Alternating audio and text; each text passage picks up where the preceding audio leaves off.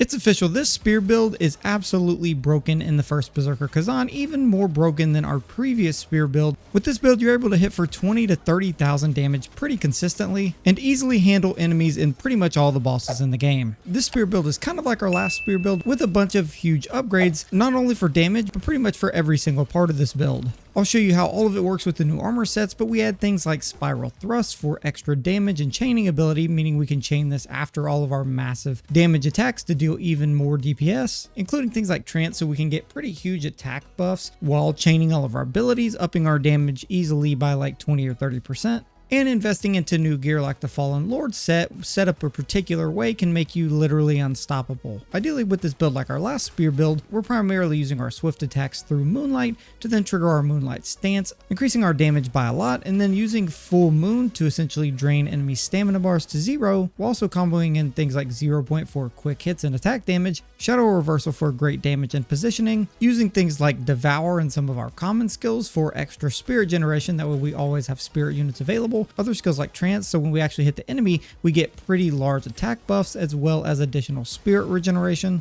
A new skill which actually I've really gotten used to using, which is Spiral Thrust, which actually boosts with our gear to do an insane amount of damage with just one singular spirit cost that you can actually end up charging, that not only increases its range and that does the most penetration damage of probably any skill in the game. Now the first thing I want to go over before we get into how the build completely works, the rotation and all the best combos to use, I want to go over the gear and how it's set up. Firstly, the Fallen Lord set, in order to craft it, can actually be obtained by going to the second area, Pelos Plateau, and then actually visiting the Silent Temple. Here you can actually find the scroll that will allow you to craft this armor set with the blacksmith. Now the good thing is here, the Fallen Lord set actually gives us a ton of amazing attributes, even better than the Deep Shadow set that we previously already covered. While the defense is a little bit lower in comparison, it leaves you a little bit more vulnerable, but it also makes up for that in terms of the weight of the gear, meaning you easily and comfortably hit an A agility rating without even hardly investing into strength whatsoever. The Fallen Lord set specifically gives us increased charged attack damage that will scale easily with our Full Moon, a huge increase to our stamina recovery rate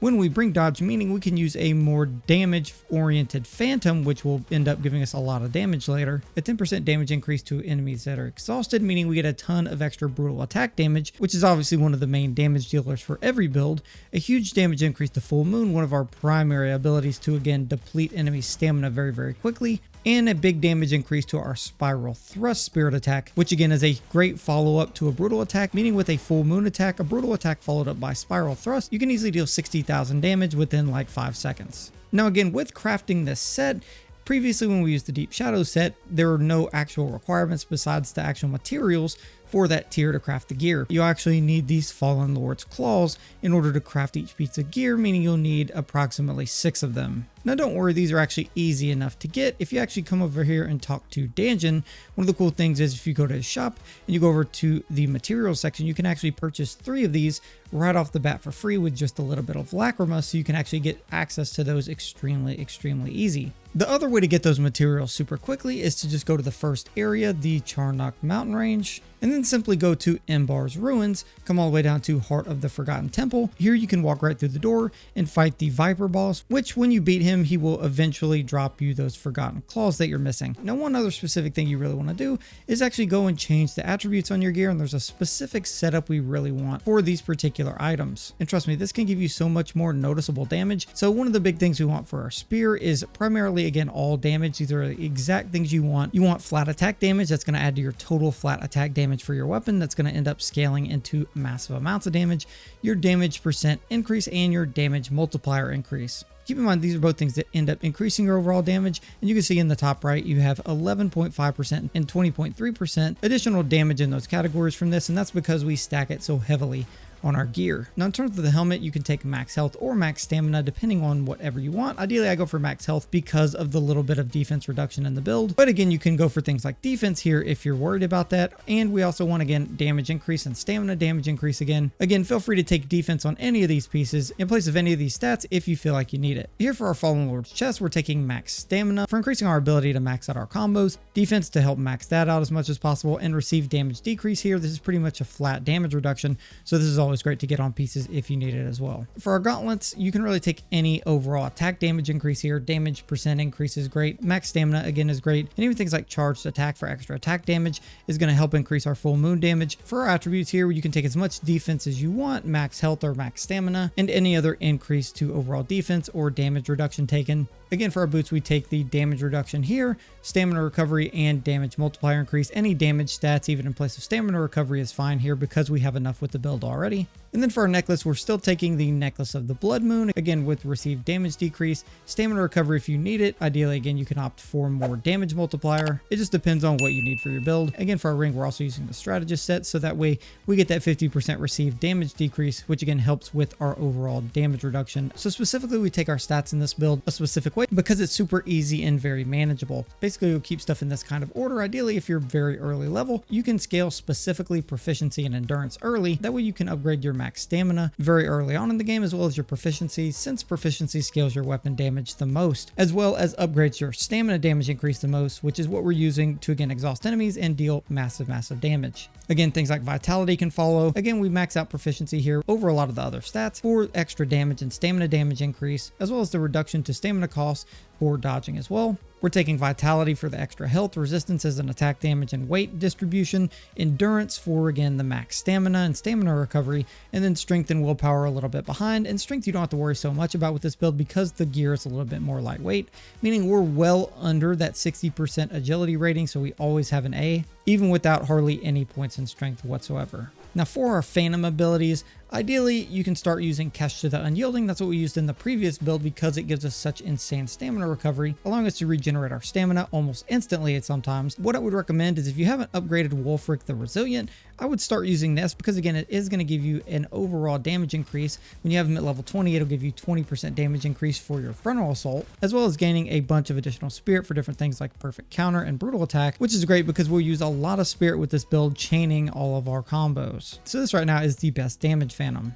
Now I'll let you look at the status screen really quick. Again, you can see most of our stats here, our resistances, health, max stamina, and a bunch of our attribute bonuses over here on the right, where we get our damage increase, our damage multiplier increase, all of our additional attack method increases. Now for the skill tree, this is the overall skill tree setup. Keep in mind, as you level up, you can take some points out of things, and ideally you want at least these points in common, primarily with the 2 points here for counterattack offensive as well. But I'm going to go over mastery 1 through 40, that way you can have an idea of what points to take where as you're leveling up, but also explain how everything works before I show you how it all chains together. So ideally, if you're just starting this build, you're going to take a point in Moonlight. This is going to be our swift attack combo, which I'll show you a secret to here in a minute. That's actually going to trigger on the third attack our Moonlight Stance. Once that third swift attack lands or that Moonlight hit, you then will be granted Moonlight Stance, which lasts for 15 seconds and grants additional after image attacks, meaning more damage.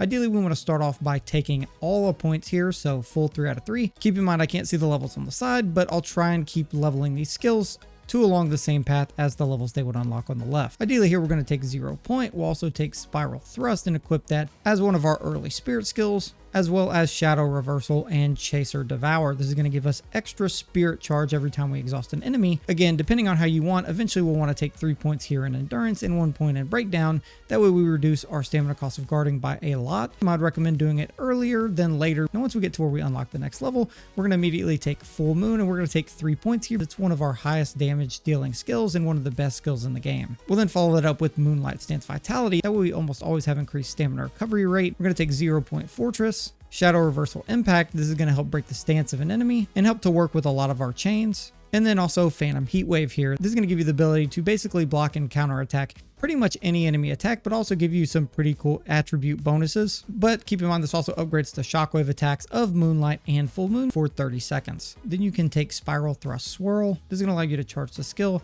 and consume 1 additional spirit charge, but you gain increased poise and overall damage, meaning you can break enemy stances much easier, and you actually deal greater damage immediately after using a brutal attack, which makes this a perfect chain for our combos. Now, once you go to the next level, you're going to take Crimson Strike immediately. This is going to increase the damage of brutal attacks while in Moonlight Stance. Ideally, you also want Shadow Reversal Penetrate here. Here you can also take Phantom Whirlwind. So if you want, you don't necessarily have to take it. Eventually, you also want to take Fighting Spirit, but you don't have to take it next. It just increases the amount of spirit gain from attacks. Now, you also want to take Trance here, and Trance is one of the newer skills to the build, and this is great because when you hit an enemy with Trance and it only costs 1 spirit, now the thing is this can only be chained after an already used spirit skill when you just have the first level here leveled up, meaning you'll have to do this after, for instance, a Spiral Thrust, and then follow up into a Trance. Now, the very next skill you're going to want to take here is Trance Spirit, and this is because it gradually recovers 0.5 spirit when Trance strikes an enemy. Now, once you go to the next level, you immediately want to unlock Moonlight Stance Wrath. This makes it so Full Moon and Crimson Strike are enhanced, meaning the quicker you use this, the more time you have on your Moonlight Stance. Next, you immediately want to grab Trance Resolved and stack 3 points here as quick as possible, because this is what makes our Trance eventually give us attack damage increase, and this temporarily gives us an attack damage buff that, again, once we chain this and hit an enemy with, applies to all of our other skills that we cast in that window. After that, you can grab Moonlight Stance Persistence. Now, again, you can get rid of Phantom Whirlwind if you want, but you also want to take Ghost Strike here in case you ever need to use Phantom Heatwave. This allows you to actually do a counter attack directly after a Brink Guard from using Phantom Heatwave, and that will give you that increase by 20% seconds to that big extra buff to our Full Moon and Moonlight skills. Instead of having to chain it with Heatwave, you can essentially save the extra spirit and just use the quick counter attack. Now also we want to take all 3 of these skills. These are going to give us extra dodge abilities, Moonlight Stepped Intercept, and After Image that actually increases the duration of your Moonlight Steps invincibility. Now keep in mind, again, as you go, you want to make sure you're upgrading eventually Spiral Thrust, so that way you get 3 out of 3 here for the max damage. And then you want to take Trance Liberation once you unlock this bottom section. That's going to make it so you can actually chain Trance after skills that don't consume spirit, meaning you can do a swift attack and then jump immediately into a Trance versus having to do it from, let's say, Spiral Thrust, because it has to be after a spirit skill. And then finally, you want to take Spiral Thrust Vortex. That way you can charge to its maximum range and maximum guard penetration damage for Spiral Thrust, again just giving you overall more damage and making the skill way better. Now here's where the build is really good, and I'm going to show you some of the tricks. So ideally the point is to get into Moonlight Stance, so that way we're dealing extra damage because of our extra damage buffs. So essentially, again, if you do 3 swift attacks, you can see down at the bottom you actually enter Moonlight Stance, meaning you're now getting those attack buffs. Now what happens if you don't have Moonlight Stance, you can actually do this much quicker. You can actually dodge away and attack at the same time the enemy, and then push forward on the stick and attack going towards them with your dodge abilities, and you'll be able to get this in only 2 hits. You can see I dodge away and attack, and then I wait a second and attack going forward, and in 2 attacks I've gotten Moonlight Stance instead of having to do the 3 attack combo. This makes it so you can also dodge away from enemies but still also trigger your Moonlight Stance really quickly instead of having to stand right up on top of them and hope you can get all 3 of those attacks off. The next thing we'll do after this combo is immediately trigger our Trance hit. Again, this is going to give us another damage increase down at the bottom, which is going to up our damage even more. Keep in mind, another thing you can do if you're maxed out on your spirit is do a Trance and then do a Phantom Heatwave. That, again, especially if countering enemies, can give you even more damage buffs. That's kind of optional because it uses extra spirit, but keep in mind you can also do that for the additional buff. Now once we do everything, we want to run a combo like this. We want to immediately enter our Moonlight Stance super quick. We want to use Trance to buff up our damage, immediately go into a Full Moon, exhaust the enemy, do a brutal attack, and then immediately go straight into a charged spiral attack. This way you can deal about 60,000 damage in about 5 seconds. And again, continue to run that combo while also spamming Full Moon whenever you can for the most overall amount of damage. Again, the more you scale Full Moon with also using your Battle Trance to make sure you keep that buff up most of the time, that's going to mean you're doing extra damage non-stop. And you can see if we enter Moonlight Stance, actually activate our Phantom Heatwave and our Trance as well. This actually means we're going to be doing a ton of extra damage. You can see 15,000 plus 8,000 twice, 20,000 plus 8,000 twice, meaning you can essentially hit for 40,000 damage per hit with Full Moon, making it probably one of the best skills in the entire game. But again, this is even more powerful than the previous spear build because of the way we buff our damage. We're just going to do our 3rd swift attack, activate Moonlight Stance, hit with our Trance, then immediately use Phantom Heatwave, and then go straight into our Full Moon attacks, again hitting upwards here of 35 to 40,000 damage per hit. If you follow that whole guide, you will be destroying every enemy in this game, especially the bosses in the first Berserker Khazan, but make sure you don't miss out on these tips that you need to know.